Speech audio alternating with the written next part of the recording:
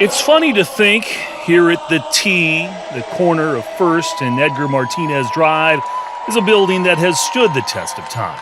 Now 25 years old, but rooted in a story that began well before that.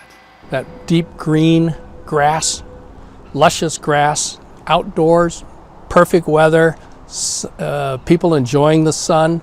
Before Gary Locke was ever an ambassador or Washington governor, I, Gary Locke, do solemnly swear. He was the young, newly sworn-in King County executive. Well, as soon as I was elected, I formed a task force to look at the adequacy of the Kingdome. You see, Locke had a big concrete problem on his hands as the landlord for the King County Multi-Purpose Dome Stadium. That one, built in '76, that was falling apart, quite literally, by 1994. And there were all these acoustical tiles glued up to the bottom of the roof. And so they got waterlogged and they started sagging. The Kingdome was, at that point, only 18 years old, a building that came to be after a lawsuit filed by then State Attorney General Slade Gorton following Major League Baseball's decision to allow the Seattle Pilots to flee Sick's Stadium in the Rainier Valley for Milwaukee in 1970, a stadium where a Seattle guy named Fred Hutchinson once starred. And now the Mariners, with new ownership, were rumbling about another stadium, or else. Locke, the then executive, put the issue to voters to fund a new stadium with a sales tax increase. if the voters say no, there really are no concrete options available to us. It failed. It failed by the slimmest of margins. Edgar Martinez swung on and lined down the left field line for a base hit. That happened as the previously hapless Mariners made a run to the playoffs, and that Martinez double prompted a special session in Olympia, a new state deal to fund a baseball stadium using hotel-motel taxes was approved a week later.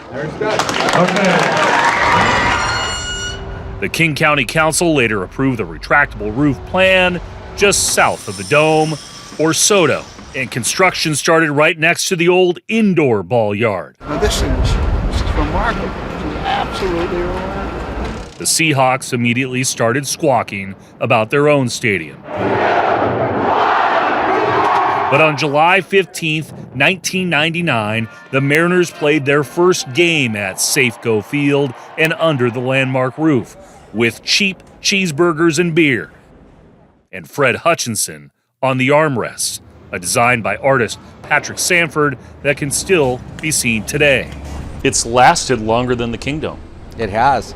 This stadium has held the test of time. We want this to be the Wrigley Field, Fenway Park of the West. Fred Rivera is the Mariners' general counsel who led the franchise through another tax measure in 2018 to maintain the roof, wheel bearings, seats, and other infrastructure. The M's have spent hundreds of millions more and now report the building is hosting 500 events a year, from meetings, graduations, and fundraisers to concerts, another all-star event, and hockey game. A shrine to Slade Gorton's contributions has been preserved too. It's very unique in our country where you can get 47,000 people to come together for a 3-hour period and really experience the joy of community. I believe sports has the power to unite, and T-Mobile Park is part of that ability to unite our community. The Kingdome is long gone, even though the county debt on the building took years after that to pay off. There is now some stability for the M's, their neighbors, and the fans who have supported them. Was it worth it? Do you think it was worth it? Oh, definitely it was worth it.